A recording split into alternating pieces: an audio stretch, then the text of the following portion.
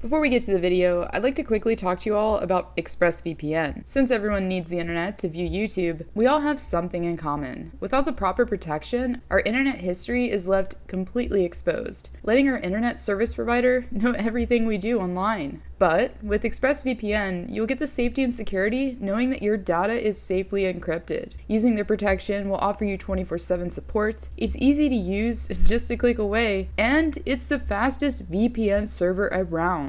And my favorite thing about it has to be the fact that you'll instantly have access to 94 total countries you can appear from, which means several more streaming options. Anyways, to get 3 months free, simply click the link below in the description to get started. And now, on to the video. It seems like each and every off-season offers up its own select number of headlines. Whether they be controversial, sad in nature, or purely thought-provoking, there's always a little something extra to talk about. Therefore, in this video, we're going to step outside of the typical off-season talking points and focus on some interesting stories that have question marks all around them. And with that, here are 3 situations in the NHL that could prove to be tragic.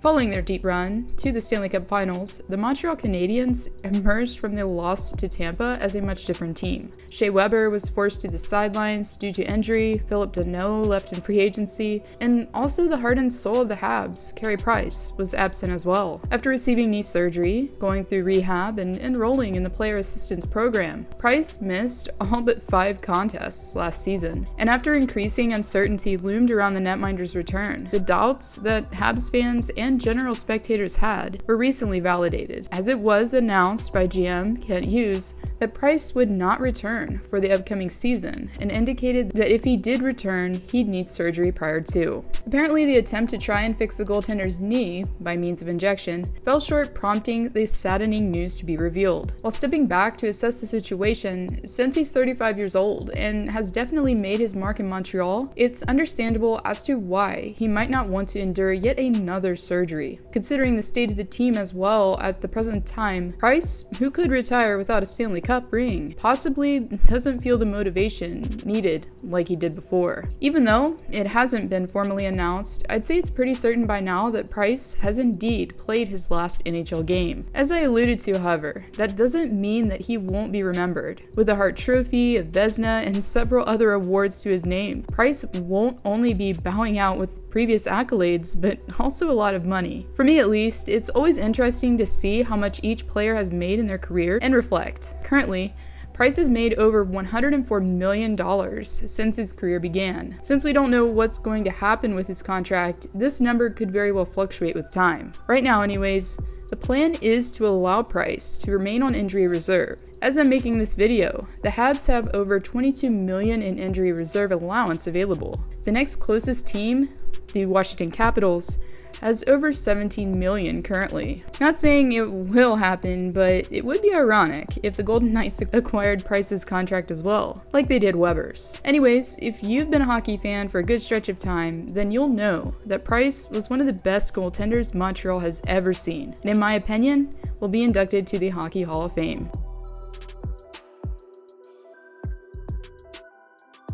Other than the acquisition of Alex Romanov at the beginning of the offseason, all of the hockey world has been able to hear is crickets from Long Island. However, for a while, when Johnny Gaudreau was still a free agent, many believed that the Islanders could be the potential landing spot for the forward. It made sense, at least at the time, since Gaudreau grew up about an hour away from UBS Arena, and also due to the fact that he's a winger as well. Unfortunately though, as most of us know, after he was offered reportedly under $10 million for 7 years by the GM, Gaudreau decided it wasn't the right fit, but still, hope remained afterwards, as the Isles thought they may be able to land yet another player instead. This time though, it was center Nazem Kadri, who did have a previous history with Lamoriello in Toronto.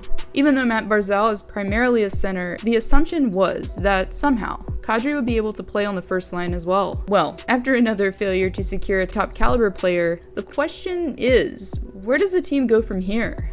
They fired coach Barry Trotz, but haven't done much else to shake things up. And obviously, I don't want to sound too pessimistic, but if something isn't done, you have to wonder if Barzal won't be the next John Tavares. It was around the same time that Tavares left Long Island that the GM was brought on board. And since then, it's hard not to say he wasn't successful. With the exemption of last postseason, the team made the playoffs every time, and even made it to the conference finals. Despite this though, Lou's inability to change and adapt could very well be his downfall. If the GM isn't replaced and the team misses the playoffs yet again next season. As I alluded to, the ultimate question is, will Matt Barzal decide to stick around? Currently gearing up for his final year of his 3-year, $21 million contract, Barzal will be an RFA next offseason. And while it's easy to accept the regurgitated quotes from players saying they want to stay where they are, etc., I think by now it's obvious that not everyone is outspoken like Pierre-Luc Dubois. Loved it here. Just kind of love the people here. Regardless of what happens with Barzal, I think it's fair to say that Lamoriello has to be in the hot seat by now, and could very well be fired shortly.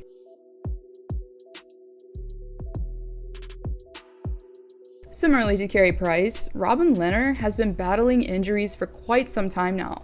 Actually, if we look at his injury history, it's obvious that the goaltender has had 7 documented injuries since he arrived in Sin City. Recently, it was revealed that Lehner is set to miss the entirety of next season due to hip surgery. Now obviously his recovery timetable isn't set in stone, but the overall sentiment is that he won't be able to be relied upon as a starter in net for the Knights. And as if it couldn't get any worse, backup Laurent Brossoit is currently on the mend from a hip surgery of his own and won't be available either. For now, up-and-comer Logan Thompson is presumably going to be getting the nod for the most part next campaign. Vegas also recently recruited Michael Hutchinson, who is the only other goalie aside from Thompson that's healthy that's not on an ELC. So now that we know who will be left to battle it out in Vegas, the real question is, will GM Kelly McCrimmon decide to recruit a Lehner replacement while he's on the mend? Since Lehner is set to make $5 million next campaign, that would be a nice chunk of change to theoretically work with. In an article, which I'll link below, The Athletic's own Jesse Granger laid out a few potential options. If McCrimmon were to try the free agency route outside of Braden Holtby, who's injured, the only other uncommitted Sandy out there of merit is Corey Schneider. Schneider, who wasn't able to compete with the Varlamov and Sorokin tandem, spent most of his time last season in the AHL. But, AHL or not, he was able to record some exceptional numbers, as he recorded a .921 save percentage in the regular season and a 9.27 in the playoffs. At 36 years of age, Schneider would presumably be a cheap signing, but would pose a risk. It's hard to tell how he would perform at the NHL level, and especially at the starter position. Speaking of Semyon Varlamov, he seems to be the best option while considering affordability and term, as a netminder is a pending UFA that will command the same amount of salary as Lehner would hypothetically. And lastly, there's the whole giving an offer sheet to Jake Ottinger concept. Offer sheets seem to be elusive and almost illusory, but I think we all have to agree that they're always fun to talk about. Since he's currently an RFA that's in the middle of a contract dispute, this is the perfect opportunity for Vegas to try and take advantage of the situation. Pierre LeBrun indeed reported last month that teams are already considering it. At only 23 years of age, Ottinger has proven himself at a young age for a goaltender, and recorded an impressive .914 save percentage and a 2.52 goals against average last season. His numbers last postseason against Calgary were even more impressive, and the overall consensus seemed to be that Ottinger was the X factor that kept Dallas in it up until Game 7. Even though it's unlikely that this scenario will happen, since we know how Vegas operates, the attempt to bring someone else in seems to be just around the corner.